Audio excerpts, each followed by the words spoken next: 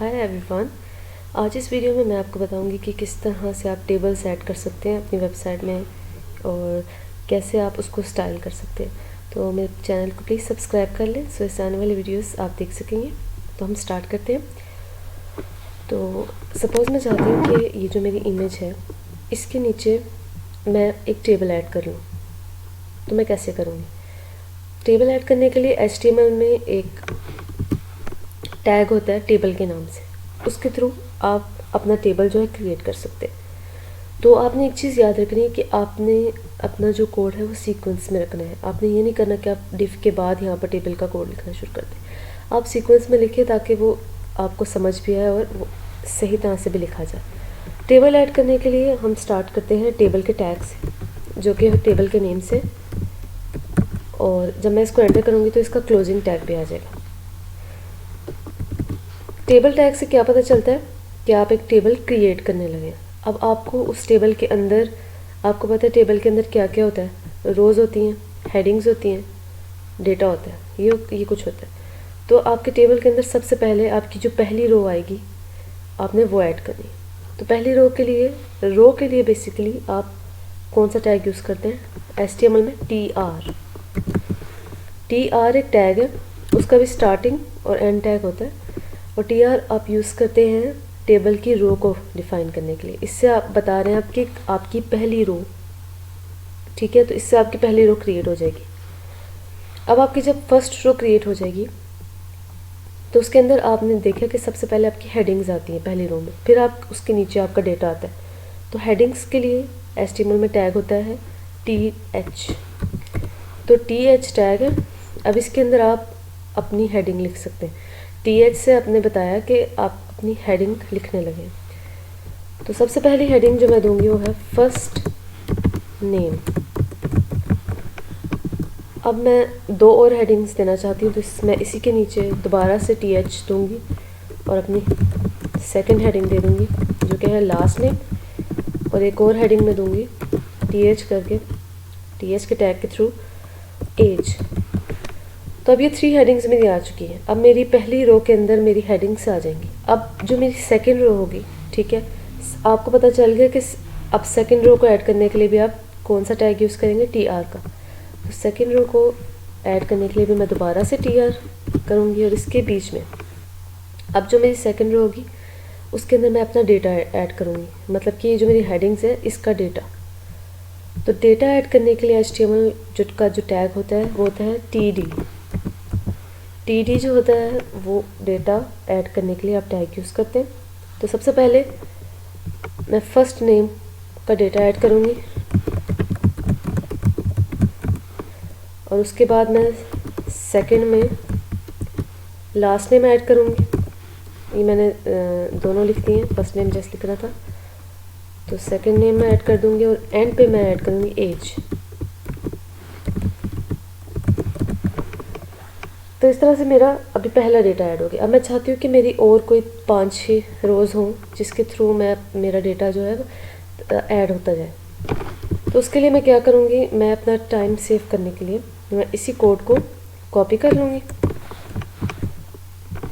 और नीचे पेस्ट कर लूँगी 1 2 3 4, ताकि मेरा टेबल थोड़ा उसमें डेटा ज़्यादा आ जाए और मुझे पता चले मेरा टेबल कैसा है, ठीक है, और अच्छा लगेगा। कुछ भी लिख लें आप, किसी का भी नाम। और एज की जगह, ये मैंने मिस्टेक कर दी कि एज की जगह आपने एज देनी है, तो एज कुछ भी दे लें और इस तरह से आप एज डिफाइन कर देंगे। तो इस तरह से आपने अपना जो डेटा है आप इजीली ऐड कर सकते हैं। एज में अब मैं बाकी में चेंजेस नहीं कर रही क्योंकि आपको समझ तो आ गई कि आपने किस तरह से ऐड करना है। तो मैं आपको दोबारा बता देती हूँ कि इसमें हो क्या रहा है।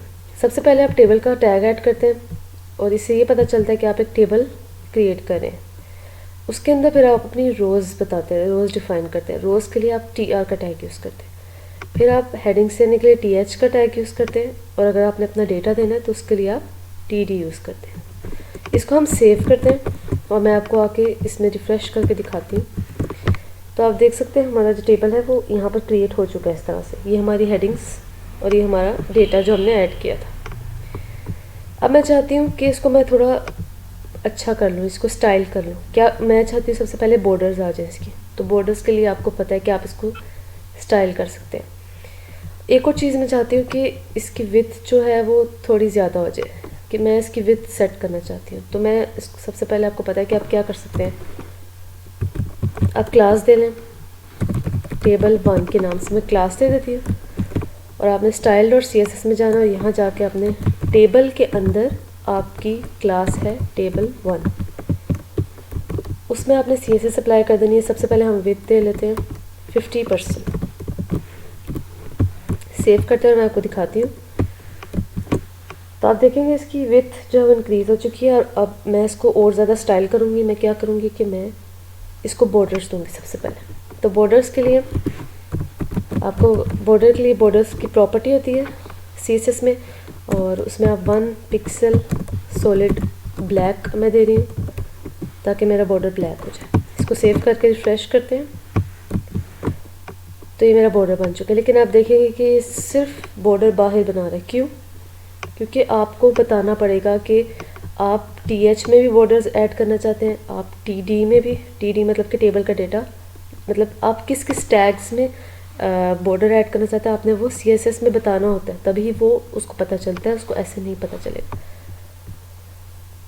तो मैं यहाँ क्या करूँगी, अब आपने टैग्स को बताना है। जब आपने डिफरेंट मल्टीपल टैग्स को बताना हो, मल्टीपल टैग्स को लिखना हो style.css में, तो आप उसके लिए क्या करते हैं, अब आपने टेबल का टैग लिख लिया। अब आपने कौन सा टैग लिखना है, TH, TR और TD, इन तीनों पे आप बॉर्डर्स लगाना चाहते हैं। तो अब कोमा लगाएंगे आप, TH, TR और TD।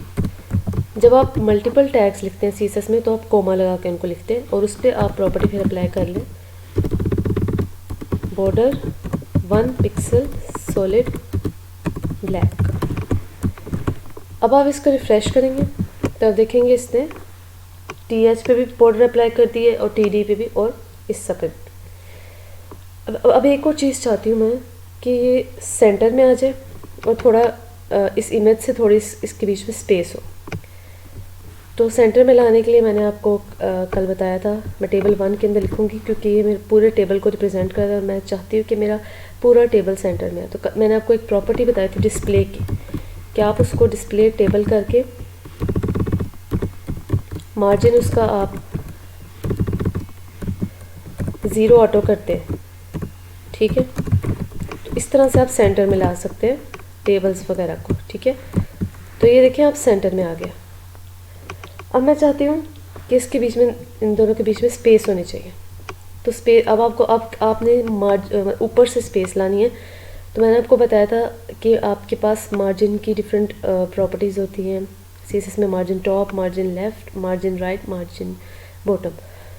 तो ये अब आपकी मार्जिन टॉप को डिफ़ाइन करती है जो सबसे पहली होती है, ठीक है। इसके अंदर आप टॉप, राइट, लेफ़्ट, बॉटम एक साथ डिफ़ाइन कर सकते हैं मार्जिन के अंदर। तो मैं इसको चेंज करके 18 कर देती हूँ, 18 पिक्सल, क्योंकि ये मैंने टॉप को डिफ़ाइन करी।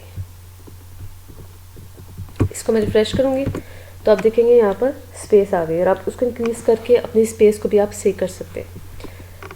अब मैं इसको और स्टाइल करना चाहती हूँ तो वो भी मैं इजीली कर सकती हूँ। कैसे? मैं चाहती हूँ कि मेरा ये जो हेडिंग है इसका कलर ब्लैक हो जाए, बैकग्राउंड कलर, और इसके जो टेक्स्ट का कलर है वो वाइट हो जाए। और मैं चाहती हूँ कि इसका कलर ग्रे हो जाए। आपने अक्सर वेबसाइट्स पे ऐसे टेबल्स देखे होंगे कि ये पहला वाला पोर्शन ग्रे होता है, फिर वाइट होता है, फिर ग्रे होता है। तो इस तरह की स्टाइलिंग भी आप कैसे कर सकते हैं। सबसे पहले मैं इसका बैकग्राउंड ब्लैक करूँगी। तो आपको पता है कि ये सारा TH को डिफ़ाइन करे। किसको डिफ़ाइन करे? TH को। तो आपने कैसे लिखना है, टेबल के अंदर, आपका टेबल के अंदर जो टैग है TH, ठीक है, कोमा आपने लगाना नहीं भूलना। टेबल के अंदर जो आपका टैग TH है, हेडिंग्स है, उसके बैकग्राउंड कलर आप सेट करेंगे। तो CSS में प्रॉपर्टी होती है बैकग्राउंड कलर ब्लैक। मैं बैकग्राउंड कलर ब्लैक कर दूँगी और टेक्स्ट कलर को मैं कर दूँगी वाइट। सेव करके इसको हम रिफ़्रेश करते हैं तो इसने पूरे को ही ब्लैक कर दिया है। क्यों? क्योंकि टेबल के अंदर तो इसने इसको पूरे को ब्लैक क्यों कर दिया? क्यों? क्योंकि आपने यहाँ पर एक हमने मिस्टेक की है कि हमने यहाँ टेबल का टैग डिफ़ाइन कर दिया। हमने टेबल की क्लास डिफ़ाइन करनी है। पहले तो इसलिए हमने यहाँ पर किया था क्योंकि हम जो है सारे टैग्स पे अप्लाई करना चाह रहे थे, लेकिन अब हमने यहाँ पर इसकी क्लास भी देनी है। टेबल डॉट टेबल 1 देंगे और ये कोमा आप रिमूव कर देंगे क्योंकि आप डिफरेंट टैग्स नहीं दे रहे। तो आप रिफ़्रेश करेंगे तो आप देखेंगे कि आपका जो टैग है, हेडिंग है, वो आपका जो है ब्लैक हो चुका है, उसका बैकग्राउंड कलर, और इसका जो टेक्स्ट कलर है वो वाइट हो चुका है। अब आप चाहते हैं कि ये ग्रे हो, ये वाइट हो, ये ग्रे हो, ये वाइट हो, ये ग्रे हो, ये कैसे पता चलेगा उसे? तो इसके लिए आप लिख सकते हैं कि टेबल 1 जो आपकी क्लास है, ठीक है, उसके अंदर आपका जो TR है, ठीक है, आप चाहते हैं कि आपका ये जो पहला वाला है ये ग्रे हो, ये वाइट हो। तो कैसे आप करेंगे? इसको करने के लिए आप लिखेंगे TR में जो आपका nth चाइल्ड है, आपने चाइल्ड बताना है कि ये तो आपका पेरेंट है, इसके अंदर जो आपके nth चाइल्ड आ रहे हैं, ठीक है, ये चाइल्ड हो जाएगा, ये फिर पेरेंट हो जाएगा, ये चाइल्ड हो जाएगा, ये फिर पेरेंट हो जाएगा। तो मतलब ये चाइल्ड है और ये इवन में आ रहा है, ठीक है, ये इवन में आएगा, ये ओड में आएगा। तो अब किस तरह से इसमें डिफाइन कर सकते हैं कि nth चाइल्ड का जो इवन है, ठीक है, उसको उसका जो बैकग्राउंड कलर है वो आप कर दो ग्रे। तो आप देखेंगे कि ये ग्रे हो चुका है और ये वाइट है। आप चाहें तो इसका कलर आप भी चेंज कर सकते हैं। कैसे?